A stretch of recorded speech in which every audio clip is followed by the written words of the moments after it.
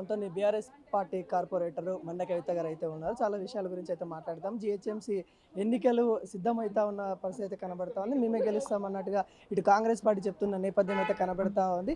ఇప్పుడు వచ్చే స్థానిక ఎలక్షన్స్ కావచ్చు, జిహెచ్ఎంసీ ఎలక్షన్స్ కావచ్చు, జూబ్లీహిల్స్లో వచ్చిన రిజల్ట్ ఏదైతే ఉందో అదే రిపీట్ అవుతుంది తెలంగాణ మొత్తము అన్నట్టుగా ఇటు కాంగ్రెస్ పార్టీ ధీమా వ్యక్తం చేస్తున్న పరిస్థితి కనబడుతుంది. ఎట్లా చూస్తా ఉన్నారు? జూబ్లీహిల్స్లో గెలుపు పొందాము అని రేవంత్ రెడ్డి గారు అనుకుంటున్నారు. జూబ్లీహిల్స్లో జరిగినట్టు అన్ని చోట్ల జరుగుతుందంటే మరి జూబ్లీహిల్స్లో జరిగిందంతా కుంభకోణమే, అదో పెద్ద మాయ.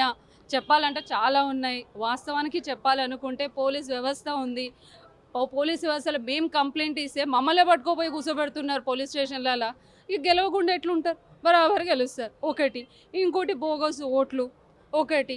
ఉన్న బీఆర్ఎస్ వాళ్ళందరికీ కూడా వార్నింగ్లు, కార్యకర్తలందరికీ దబాయించడము, ఎక్కడ కనిపిస్తే అక్కడ తొక్కేయడము, ఈ విధంగా చేస్తూ ఉన్నారు. మేము కంప్లైంట్ ఇస్తే సపోజ్ మేమే ఒక బూత్ లెవెల్ మెంబర్ మీద కంప్లైంట్ ఇస్తే ఆ మెంబర్ 5 నిమిషాలు పోలీస్ జీప్లో కూర్చోబెట్టి మళ్ళీ దింపేసి వెళ్ళిపోయిండు.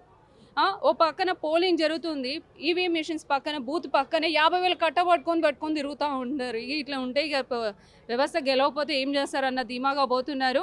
కానీ ఒకటి మాత్రం చెప్తున్నాము, ఓవర్ కాన్ఫిడెంట్ కూడా పనికిరాదు రేవంత్ రెడ్డి గారికి. ఒక సీటు గెలిచినంత మాత్రం యావత్ తెలంగాణ గెలిచిందని అనుకుంటున్నాడు. కళ్ళు తెరచమని చెప్పండి ఇప్పటికైనా.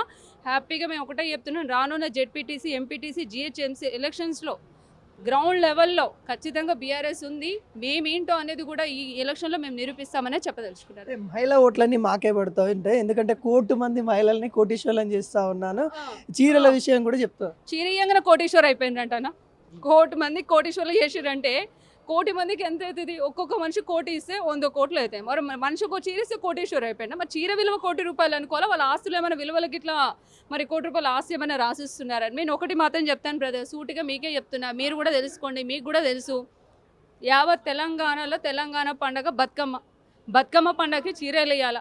ఇంద్రమ్మ చీరలు అన్నట్టు ఇంద్రమ్మ క్యాంటీన్లు, ఇంద్రమ్మ చీరలు అంటే ఇక్కడ ఎవరిని ఎంకరేజ్ చేస్తున్నాడు? మా ప్రభుత్వం ఎప్పుడు అట్లా మాకు పొలిటికల్గా కేసీఆర్ చీర లేదంటే రామన్న చీర మాకు ఎప్పుడు అట్లా వేయలేదు. తెలంగాణ తల్లికి బతుకమ్మ చీర అన్నట్టు మేము పంచుకున్నాం. ఆ రాజకీయం అలా తెలుసుంటే మేము ఈ పాటు కూడా ఇంకా ఎక్కువ చేసేవాళ్ళం. కానీ ఒకటి మాత్రం చెప్తున్నా, ఈ చీరలు ఇవ్వడం వల్ల ఏం పబ్లిక్ అమాయకులు ఏం కాదు, అన్నీ తెలుసుకుంటారు.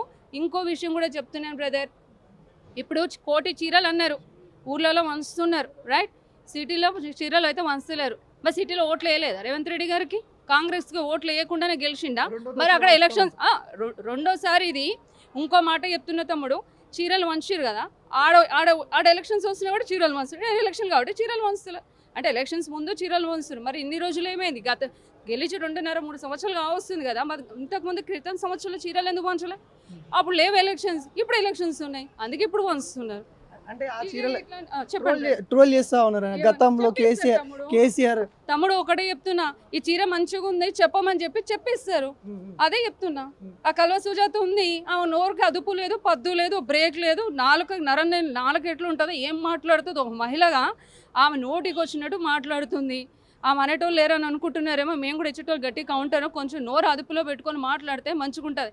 ఆ కల్వ సుజాత ఒకటే అనుకుంటుంది, నేను నోరు వేసుకొని గట్టిగా మాట్లాడితే పాపం రేవంత్ రెడ్డి మినిస్టర్ పోస్ట్ ఇస్తారనుకుంటుంది. పాపం అది తెలుసుకోమని చెప్పండి. ఉన్నోళ్ళకే దిక్కులేదు, ఉన్నవాళ్ళకి ఇంకా ఇక్కడ ఉన్నవాళ్ళకి ఏమి ఇస్తారో అది తెలుసుకోమని చెప్పండి. ఇట్లా జిహెచ్ఎంసీ సంబంధించిన ఇలా మీ బీఆర్ఎస్ నేతలంతా కూడా ఇలా కలిసి మా పార్టీ అధిష్టానం మాకు పార్టీ కొన్ని ఇన్స్ట్రక్షన్స్ ఇచ్చాయి. ఎలాగో రేపు ఉంది కదా బ్రదర్, రేపే చూద్దురులేండి. అంటే ఎటువంటి ప్రణాళికతో చూద్దాంలేండి, మీరే చూస్తూ ఉంటారు. 24 గంటలు కూడా లేదు కదా తమ్ముడు, చూద్దాం. చూపించాలని ప్రయత్నం అట్లా చుక్కలే చంద్రుని సూర్యుని కూడా చూపిస్తాం రేపు పొద్దున.